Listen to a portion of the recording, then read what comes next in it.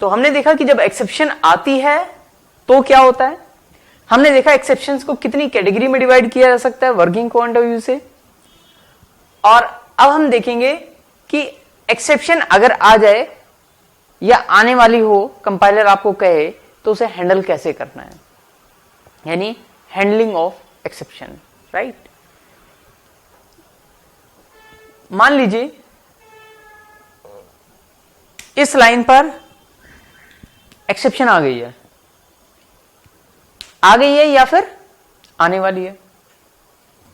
आने वाली होगी तो कंपाइलर आपको कंपाइल टाइम पे ही बता देगा, और अगर आ चुकी होगी तो रन टाइम पर जब कोड ब्रेक होकर के एक्सेप्शन दिखाई देगी तो वहां पे लाइन नंबर, फाइल का नाम और प्रॉब्लम तीनों चीज आ रही होंगी। यानी दोनों केसेस के अंदर, चाहे वो चेक्ड हो चाहे वो रन टाइम हो, आपको पता लग जाएगा कि एक्सेप्शन किस लाइन पर आ सकती है या आ चुकी है। ठीक है, अगर आ चुकी है की बात करें तो कंपाइलर बताएगा, और नहीं तो जब आ जाएगी तब आपको पता लग जाएगा। क्लियर। अब हम बात करते हैं कि इसे हैंडल कैसे करें। तो हैंडल करने के लिए जो मैकेनिज्म हम यूज करते हैं उसे कहते हैं हम ट्राई कैच मैकेनिज्म। क्या कहते हैं? Try catch mechanism. ठीक है, ये try curly braces start, curly braces close, catch, इस ट्राई और कैच के बीच में और कुछ नहीं आ सकता।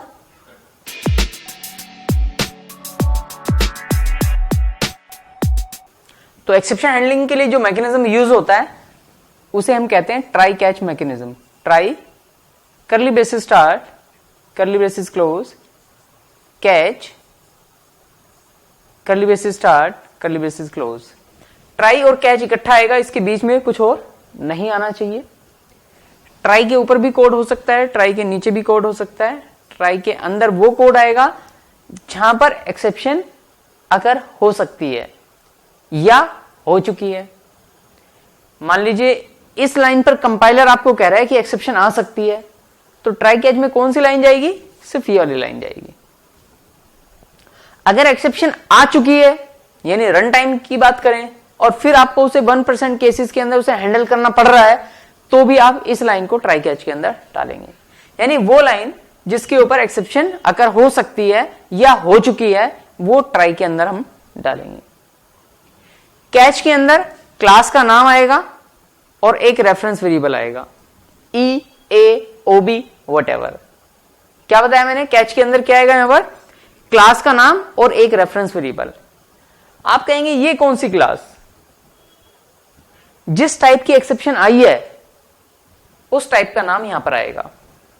मैं आपको थोड़ा सा बैक लेकर के चलता हूं। जब मैंने ये बताया था कि जब एक्सेप्शन आती है तो क्या होता है, तो उस वक्त मैंने क्या बताया था आपको कि जैसे एक्सेप्शन आएगी तो जेवीएम क्या करता है? एक ऑब्जेक्ट क्रिएट करता है। अगर जेवीएम एक ऑब्जेक्ट क्रिएट करता है तो इसका मतलब इसकी कॉरस्पॉन्डिंग क्लास भी जरूर होगी। यस और नो?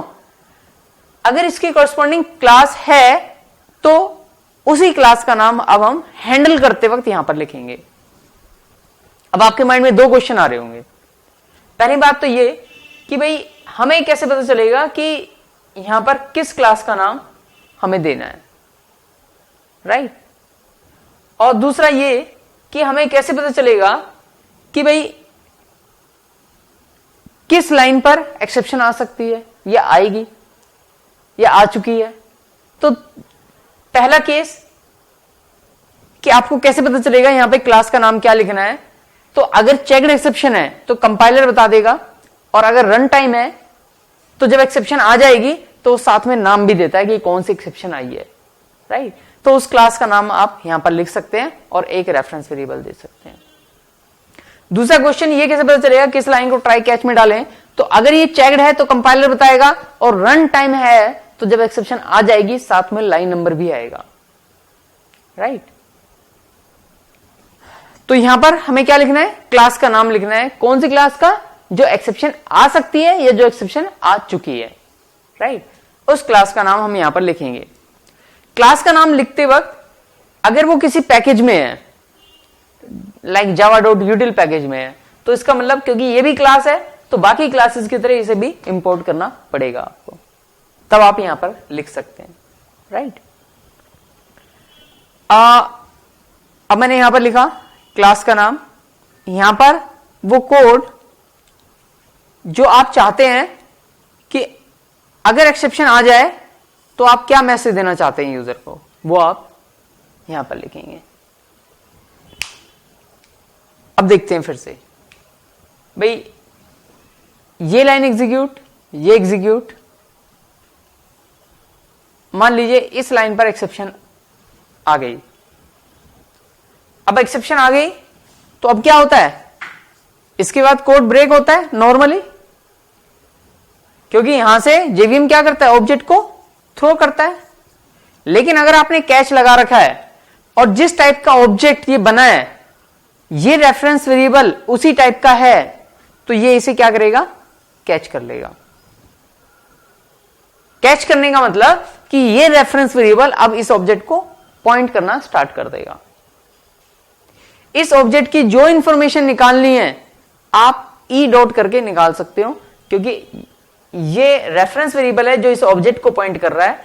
तो ई डॉट करके आप इसके मेथड कॉल कर सकते हैं। जैसे कि एक मेथड मुझे भी पता है, E dot print stack trace, ये पूरी इंफॉर्मेशन प्रिंट कर देता है भाई एक्सेप्शन किस वजह से आई है। तो अगर आपको और भी मेथड कॉल करने हैं तो जावा पी करके देख लेना, उस क्लास के मेथड आप कॉल कर सकते हैं। बाकी जनरली हम यहां पर कोई मैसेज देते हैं एसओपी डाल करके कि भाई ये प्रॉब्लम है जिसकी वजह से कोड ब्रेक हो रहा है, राइट। अगर ये हैंडल हो गया तब तो बाकी का कोड एग्जीक्यूट होगा। लेकिन मान लीजिए कोई ऐसी एक्सेप्शन आ गई कि जो ऑब्जेक्ट बना वो किसी और क्लास का था, जो हैंडल कर रखी है वो कोई और क्लास है, तो फिर कैच नहीं होगा। फिर क्या होगा, फिर आपका कोड ब्रेक होगा और आगे का कोड कुछ भी एग्जीक्यूट नहीं होगा। क्लियर। तो दो केस बताए मैंने। पहला केस कि जब एक्सेप्शन आई और जिस टाइप की एक्सेप्शन आई थी उसी टाइप का की क्लास आपने यहां पर दे रखी है, तो इसने कैच किया और ये एग्जीक्यूट हुआ। ये एग्जीक्यूट होने के बाद बाहर वाला कोड एग्जीक्यूट हुआ। लेकिन अगर एक्सेप्शन आई और ये ऑब्जेक्ट किसी और टाइप का था, हैंडल किसी और टाइप का कर रखा है आपने, तो फिर ये कैच नहीं होगा, उसके बाद तो कोड ब्रेक होगा आपका, राइट। तो आप ऐसा कर सकते हैं कि एक ट्राई के साथ मल्टीपल कैच भी लगा सकते हैं। जैसे मैंने बताया कि आपने एक एक्सेप्शन का नाम लिख दिया, दूसरी एक्सेप्शन का नाम यहां पर लिख दिया। अब क्या होगा, पहले जैसे एक्सेप्शन आएगी जेवीएम पहले यहां चेक करेगा कि क्या इस टाइप का है। अगर इस टाइप का है तो यहीं पे हैंडल हो जाएगा और इसके बाद बाहर चला जाएगा। लेकिन अगर इस टाइप का नहीं है तो दूसरे कैच पे जाएगा, देखिएगा क्या इस टाइप का ऑब्जेक्ट है। मान लीजिए इसने हैंडल कर लिया तो फिर ये एग्जीक्यूट होगा और बाकी का कोड एग्जीक्यूट होगा। मान लीजिए ना ये है ना ये है, तब तो फिर से कोड ब्रेक हो गई होगा, राइट। तो एक ट्राई के साथ मल्टीपल कैच भी लगा सकते हैं, बट एक कैच के साथ मल्टीपल ट्राई नहीं लग सकते। अलग अलग जगह पर try catch try catch try catch आप जितने चाहे उतने रिपीट कर सकते हैं, राइट।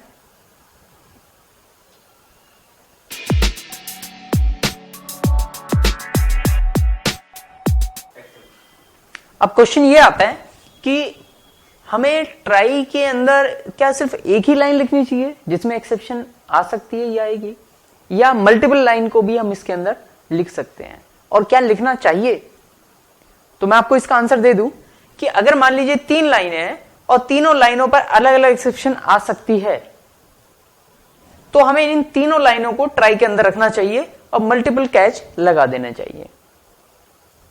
दूसरा, अगर 3 लाइनें हैं उनमें से सिर्फ एक लाइन पे एक्सेप्शन आ सकती है और 2 लाइनों पर एक्सेप्शन आएगी या नहीं आएगी, बट वो पहली लाइन के ऊपर डिपेंड करेगा। यानी ये जो 2 लाइनें हैं हो सकता है इन पे कोई एक्सेप्शन ना आए नॉर्मली, लेकिन ये 2 लाइनें जो है इसके ऊपर डिपेंड है पहली लाइन के ऊपर, तो भी आपको इसे ट्राई के अंदर रखना चाहिए। फॉर एग्जाम्पल, मान लीजिए आपने यूजर से फाइल नेम मांगा कि आप फाइल नेम एंटर करो और आप फाइल का डाटा रीड करके कहीं और राइट करेंगे। आपने फाइल नेम मांगा लेकिन यूजर ने फाइल नेम गलत डाल दिया, ये लाइन जो है उस फाइल से कनेक्शन बनाने का काम करती है। तो जब फाइल नेम गलत आया तो कनेक्शन ही नहीं बना, तो यहां पर एक्सेप्शन आएगी। बाकी जो दो लाइनें हैं वो डाटा को रीड करती हैं और राइट करती हैं, फॉर एग्जाम्पल। तो जब फाइल से कनेक्शन ही नहीं बना तो रीड और राइट का कोई मतलब बनेगा क्या? नहीं बनेगा। इसलिए इन दोनों लाइनों को यहीं पे लिखा जाना चाहिए। क्यों लिखा जाना चाहिए? क्योंकि अगर कनेक्शन बनाते वक्त एरर आई तो अब क्या होगा, जब तक इसे हैंडल नहीं कर लेंगे और जब तक दोबारा से फाइल नेम नया नहीं डाल लेंगे तब तक ये लाइन एग्जीक्यूट नहीं होनी चाहिए, राइट। तो ये दो लाइनें क्योंकि इसके ऊपर डिपेंड है। मान लीजिए ये दो लाइनें मैं यहां पे लिख देता कैच के बाद, रेड कलर से यूज कर लेता हूं, यहां पर ये दो लाइनें होती और यहां से हटा देते, तो फिर क्या होता कि ये लाइन एग्जीक्यूट, ये एग्जीक्यूट, ये एग्जीक्यूट। फाइल से कनेक्शन बनाते वक्त एक्सेप्शन आ गई, एक्सेप्शन आई, कंट्रोल यहां पे शिफ्ट हो गया। हैंडलिंग कोड में हमने मैसेज दे दिया kindly enter the correct file name. अब मैसेज प्रिंट हो गया, लेकिन जब एक्सेप्शन हैंडल हो जाती है तो उसके बाद तो बाकी का कोड चलता है। तो जब बाकी का कोड चलेगा कैच के बाद वाला, तो फिर से ये रीड करने की कोशिश करेगा। जब फाइल से कनेक्शन ही नहीं बना तो फिर रीड किस चीज का, राइट। अब आप ये कह सकते हैं कि जो हैंडलिंग कोड है उसमें हम क्या लिखेंगे? क्या हम उसमें नई फाइल का नाम नहीं मांगेंगे? मांग सकते हैं। अगर आपने ऐसा किया और फिर से उसने गलत नाम डाल दिया तो हो सकता है फिर से आपको यहां पे ट्राई कैच लगाना पड़े। तो ऐसा आप कितनी बार करेंगे? तो जनरली हम यहां पर इस तरह का मैसेज देते हैं कि kindly enter the correct file name, right, या कुछ और इस टाइप का, जिससे उसे पता लग जाए कि भाई करना क्या है। हैंडलिंग का मतलब एक तरीके से उसे बताना कि भाई क्या प्रॉब्लम है और आपने क्या करना है इसके लिए। तो अब क्या होगा अब हम ये कर सकते हैं कि हम मान लो यहां पे फाइल नेम ले रहा है, मैं इसे डू में डाल दूं और इसे यहां पर वाइल, और ये दो लाइनें यहां से हटा देता हूं। ये दो लाइनें मैं यहीं पे लिखूंगा। अब क्या होगा, ये लाइन एग्जीक्यूट, ये एग्जीक्यूट, यहां पे आया, उसने फाइल का नाम मांगा यूजर से, यूजर ने फाइल का नाम डाला और वो रॉन्ग नेम था, तो यहां पर कनेक्शन बनाने वाले कोड में एरर आ गई। एरर आ गई तो कंट्रोल यहां पे शिफ्ट हो जाएगा कैच में। ये दो लाइनें एग्जीक्यूट ही नहीं होंगी, जो कि होनी भी नहीं चाहिए क्योंकि डाटा रीड करने से और राइट करने से रिलेटेड है। अगर कनेक्शन के वक्त ही एरर हो गई तो इसका मतलब ये लाइन एग्जीक्यूट नहीं होनी चाहिए कायदे से। कंट्रोल यहां पे शिफ्ट हुआ, यूजर को मैसेज चला गया kindly enter the correct file name. एक कैच ब्लॉक एग्जीक्यूट हो चुका है, यहां पे पहुंचा, यहां पे पूछ लिया do you want to continue, yes किया, कंट्रोल फिर से यहां पे पहुंच जाएगा। यहां पर आपने बोला एंटर द फाइल नेम, अब यूजर ने मान लो फाइल नेम करेक्ट डाल दिया, तो फिर कंट्रोल यहां पर शिफ्ट होगा, फिर से यहां पर कनेक्शन बनेगा। इस बार कनेक्शन बन गया तो फाइल रीड करेगा, फाइल राइट करेगा, काम खत्म। बाकी अगर कुछ कोड है तो वो एग्जीक्यूट होगा, राइट। तो हम कैच के अंदर हैंडलिंग कोड लिख सकते हैं, बट जनरली हम ऐसा कोड नहीं लिखते कि भाई enter the correct file name, सिर्फ मैसेज दे देते हैं। लेकिन फाइल नेम हम यहां से नहीं लेंगे क्योंकि हो सकता है वो दोबारा से गलत कर दे, तो कंट्रोल हैंडल होने के बाद कभी भी वापस नहीं जाता।